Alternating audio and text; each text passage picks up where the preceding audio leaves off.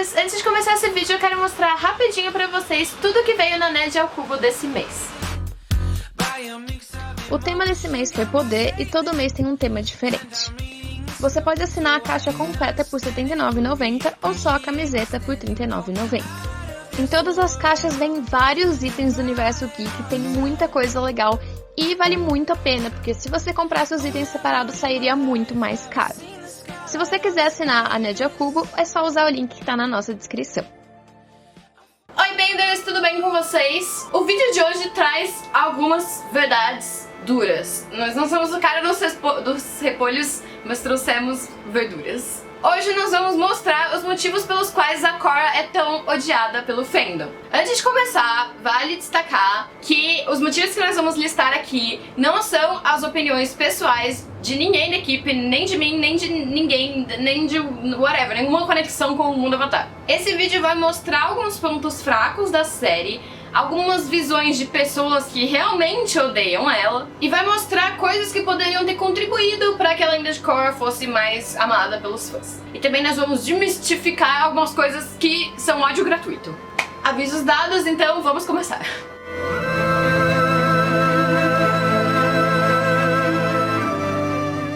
O primeiro fato é que a lenda de Aang fez muito mais sucesso que a lenda de Korra, mas isso se deve a vários fatores. Quanto ao sucesso no Brasil, a gente pode mencionar o fato de que a lenda de Aang foi exibida no auge da TV Globinho, então ela realmente, de fato, atingiu muito mais pessoas. E naquela época, a TV por assinatura também fazia muito mais sucesso porque a gente não tinha uma rival como a Netflix. Já a lenda de Korra foi exibida pelo SBT numa época em que o público-alvo de Korra, em questão de faixa etária, a gente não acompanharia com facilidade nesse veículo. Além disso, foi exibida por um curto período de tempo e com várias restrições e ataques por conta da violência e pelo final LGBT. Não estamos aqui pra criticar o SBT, mas a gente sabe assim um pouco da posição deles, né, contra esse grupo.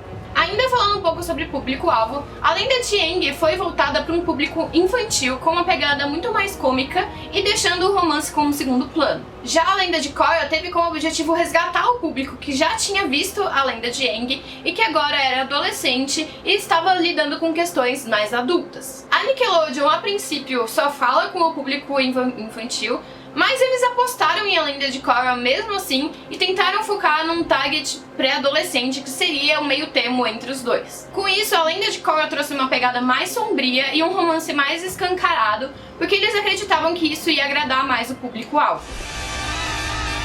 Espetacular!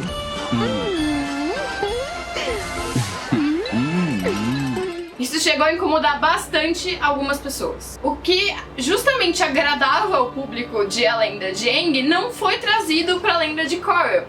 E aí a gente se viu voltado com uma personagem que muitas pessoas veem como chata, como mimada, como birrenta e que embarcou num triângulo amoroso talvez mal trabalhado. De novo, isso não é uma opinião da equipe, muito menos minha. Aliás, vocês sabiam que a princípio a Nick foi contra ter uma personagem feminina como protagonista? Eles tinham medo que o desenho fosse ficar com cara de menina e perdessem a audiência. Então, provavelmente foi por isso que eles fizeram a Korra com umas características mais masculinas e com uma personalidade mais explosiva, pra dar um caráter de ação.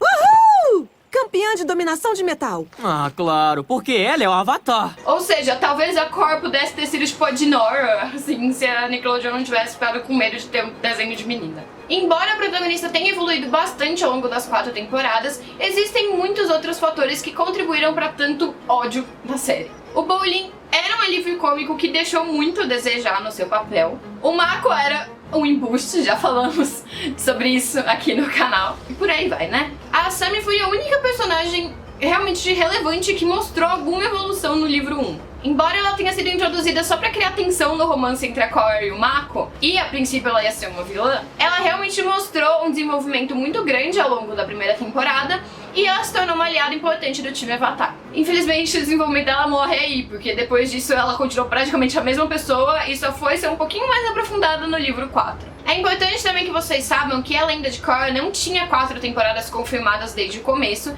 e que a princípio seria só o livro 1. A série foi renovada por conta da resposta positiva dos fãs por conta da transmídia criada pela Nickelodeon alguns meses antes do lançamento da série, o Korra Nation. O bom desempenho garantido pela fidelidade dos fãs ao livro 1 garantiu que a Lenda de Korra fosse renovada para a 3ª e para a 4ª temporada. Mas a gente vai deixar os motivos pelo qual a Lenda de Korra merece uma segunda chance pro final e focar agora nos motivos que irritam as pessoas. O que era uma chance de, melhorar a situação, trabalhar melhor o público, trazer elementos de A Lenda de Aang, o livro 2 foi um desastre total. O livro 2 iria tratar sobre espíritos, então as expectativas do público que amava a Lenda de Aang voltaram, porque essa era de fato uma das coisas que a gente mais gostava na primeira série. Só que a Lenda de Korra não trouxe os espíritos antigos pra fazer uma conexão entre as duas séries. Em vez disso, trouxe novos espíritos, inclusive mudou a essência do mundo espiritual. Tipo, em A Lenda de Aang ele era tratado como um mundo meio após a morte,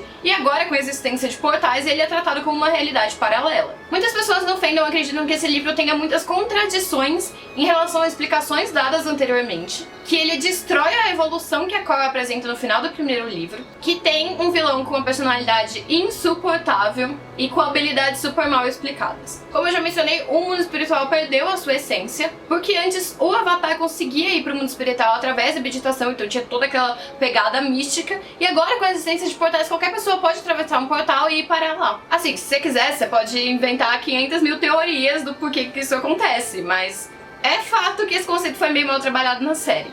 Agora é a opinião Ingrid mesmo, e não reflete a equipe do mundo Avatar, eu acredito que grande parte do motivo para isso ter acontecido é que o Aaron saiu da produção. Porque se vocês lembram na nossa entrevista com o Aaron, ele falou bastante sobre como era importante para ele a questão do mundo espiritual, pro tio Iroh, porque ele acredita muito nessas coisas, que quando você passa por uma experiência traumática, você consegue ascender e tudo mais. E como o Aaron saiu, a gente não tinha talvez uma pessoa na equipe que pensasse por esse lado e precisa acabar transformando o mundo espiritual no que virou. E tipo, não faz sentido, sabe? Tipo, se os portais estavam fechados, como é que espíritos tipo o Ko, o Rei Baia, a Mãe das Faces vinham pro nosso mundo? O livro 2 se salva pelos 2 episódios que introduzem o primeiro Avatar, o Aang, meu amorzinho. Cliquem no vídeo que vai ter aqui nos cards. Mas o Nalak foi um vilão bem chato, com uma personalidade bem nada atrativa, o humor deixou a desejar e o relacionamento entre a Sam e o Korra ficou insuportável. E aí eu não sei se isso foi uma falha ou uma tentativa de fazer os fãs desapegarem do Aang, eles acabam a história fazendo a Korra perder a conexão com os antigos avatares.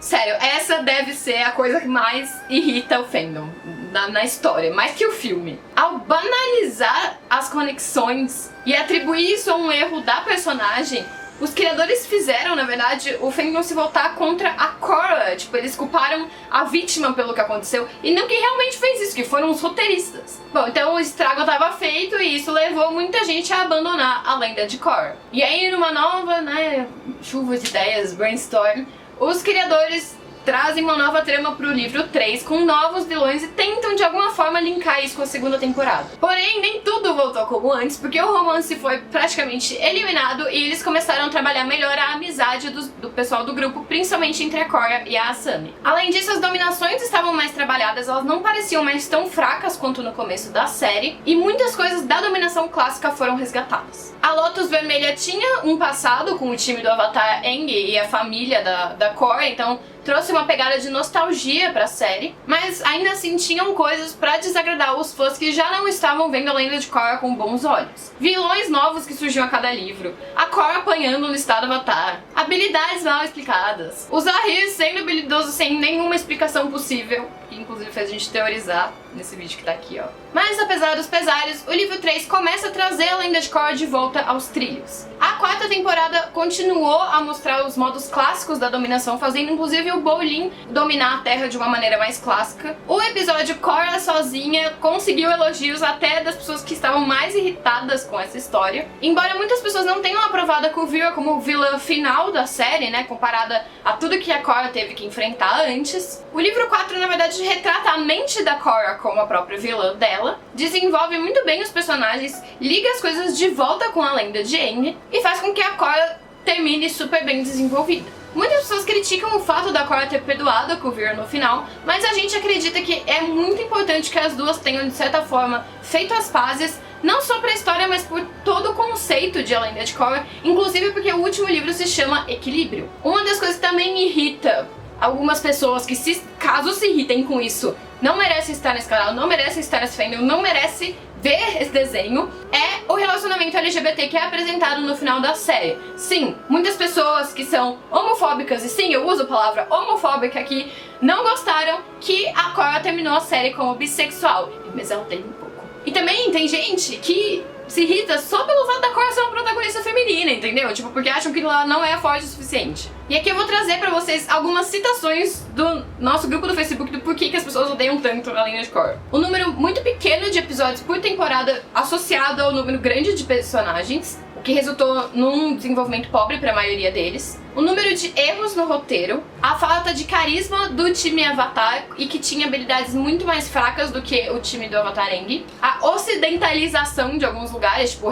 a Cidade República parece Nova York, a imagem e o respeito ao Avatar passaram a ser subestimados, a Korra era da tribo da água, mas ela parecia ser da Nação do Fogo de tanto que ela usava fogo, a Korra apanhando em estado Avatar, e o fato de a história ser centralizada numa única cidade, parecendo que o resto do mundo não tá enfrentando nenhum problema. Tipo Batman e Gotham, assim, sabe? Ou Homem-Aranha e Nova York, ou Demolidor e o Brooklyn, e por aí vai. E o último ponto que vale destacar é a Lenda de Korra não saber a que veio. A série foi feita aos pedaços, diferente de A Lenda de Aang, que já tinha um plano pro final. E aí a Lenda de Korra acabou desagradando por sentir que precisava dar função aos personagens só pra continuar pra mais uma temporada. E lembramos mais uma vez que mesmo que vocês não concordem com as opiniões de quem odeia a Lenda de Korra, assim como eu não concordo com muita coisa que tá aqui, é importante respeitá-la. A gente respeita Avatar, então a gente respeitar as pessoas. Mas apesar de tudo isso, tem uma lista enorme de motivos pelo qual a Lenda de Korra vale a pena. Muitas pessoas viram a Lenda de Korra antes de ver a Lenda de Aang e muita gente inclusive prefere ela. Por ser uma adolescente rebelde que muitas vezes passava por problemas que ela não sabia como resolver, muitas pessoas se identificaram muito com a Korra, principalmente pelo livro 4, em que é tratada com tanta delicadeza o assunto da saúde mental. O que Avatar, enquanto saga, nos traz é uma abertura maravilhosa para vários temas interessantes, como personagens femininas incríveis que vão muito além de garotinhas indefesas que precisam ser protegidas dos vilões malvados. E além de Korra, tem personagens femininas icônicas, como a própria Korra, a Asami, a Zuli, a Suyin, a Lin, a Kaia e até mesmo a Kuvira. Também vale destacar aqui os vilões de A Lenda de Korra, apesar de muitas pessoas não gostarem do fato de ter tantos vilões, porque todos eles retratam ideologias que estão presentes no nosso mundo. E eles são muito bem construídos. Tipo, tem alguns vilões que você olha para aquilo que eles estão falando e pensa, nossa, mas talvez eu concorde com isso. A Lenda de Korra ensina que mudanças acontecem e que nós precisamos nos adaptar a elas. A série não é uma cópia de A Lenda de Aang e nem deveria ser. A Lenda de Korra pode não agradar a todo mundo, mas se você der uma chance, você vai ver que o que a protagonista passa é o que todos nós passamos em algum momento da vida, que é amadurecer e passar pra vida adulta. É isso, gente. Espero que vocês tenham gostado. Eu queria pedir, se você chegou até o final desse vídeo, né, porque muita gente talvez tenha parado no meio, não joga hate no mundo Avatar, porque, de novo, não é a nossa opinião o que tá escrito aqui, ok? São coisas que a gente pegou de comentários na internet. E por favor, não joga hate pra mim também, eu tô aqui só representando as pessoas. Não joga hate pra mim. Espero que vocês tenham gostado do vídeo. Se vocês gostaram, não esquece de deixar o like, de se inscrever no canal, de se inscrever no meu canal Indignado também, e de ativar o sininho pra ver os próximos vídeos. A gente se vê no próximo vídeo.